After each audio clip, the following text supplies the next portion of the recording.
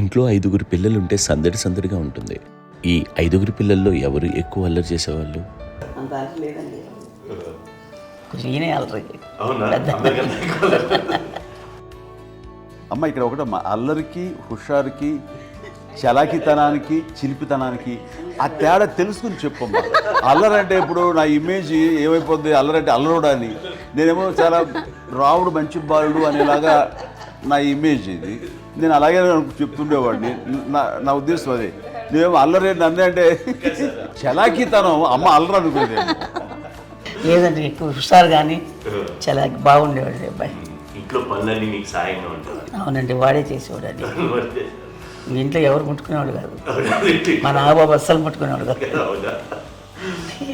అన్నిటికీ నాకు ఆయన సహాయమే పాపం. నాన్న ఆయన ఉద్యోగం వెళ్ళిపోయారు. నేను పాక్కుంటూ అలాగా వెళుతూ వెళ్ళిపోయాను, నాకు తెలియదు. తర్వాత అమ్మ చెప్తుంటే లేదుగా మాత్రం కొన్ని కమ్మర కోలు ఉంది నాది.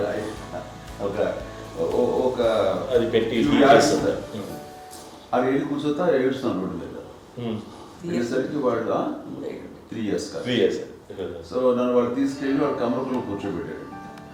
ఇక్కడికి ఏడుస్తాను, ఎవరికి వెళ్ళాడో తెలియదు వాళ్ళకి. సో అది ఒక గంట పోయిన తర్వాత అమ్మ ఎత్తుకుంటూ వాడు కూర్చో, వాడు చిన్నబిడ్డ అనిపిస్తారు మొత్తం ఎత్తుకు. అది వాడు చూసి ఈ అబ్బాయి అన్నారు.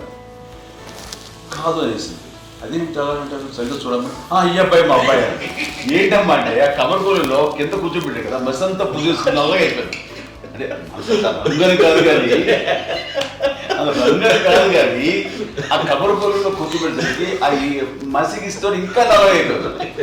అంత నలుపుడేసరి నా బిడ్డ కాదని అమ్మ వెళ్ళిపోబోతుంది, మళ్ళీ డౌట్ వచ్చి ఆగింది. అది రావు, నేను నా బిడ్డని తీసుకెళ్ళింది. అప్పుడు చేసాడు కాడీస్ కట్టిందో డౌట్ నాకు.